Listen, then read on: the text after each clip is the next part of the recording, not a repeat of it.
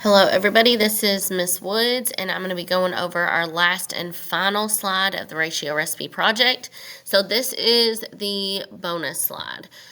So if you look to the left over here, it gives you some instructions. So for 5 bonus points, make the recipe for your family and insert pictures of you cooking and serving the dish, or bring the cooked recipe in to serve your class.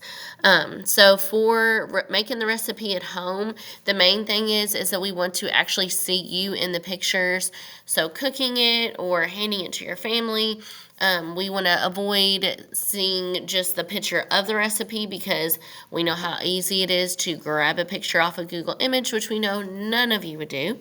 But we just want to make sure that it's actually you cooking the recipe. So that's one option to get 5 points, bonus points. And I will say that this is, me and Miss Gross both count this as a project grade. So it is a decent grade. So 5 points onto that can give you some extra points, or if you happen to lose points here or there within the other days of the project, it can kind of help boost your grade back up. The other option is to bring the cooked recipe into class to serve. If you do that, you do not have to post pictures. I know for mine, and I'm sure Miss Gross too, I write all the students down that bring it. You do want to, me and Miss Gross may have different days that we're having students bring those in.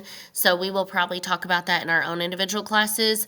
Or I don't know if I'm going to do a set limit of people or how Miss Gross is doing it. So it just kind of depends on each classroom and how many people we have willing to bring things in.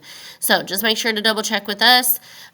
You can just make it at home if it's easier and you just don't want to have to worry about bringing it to school. That's perfectly fine. If you have any questions for us, let us know. We hope you all enjoyed this project and had fun kind of getting back in the groove of school. And we are here if you need anything. Have a great day.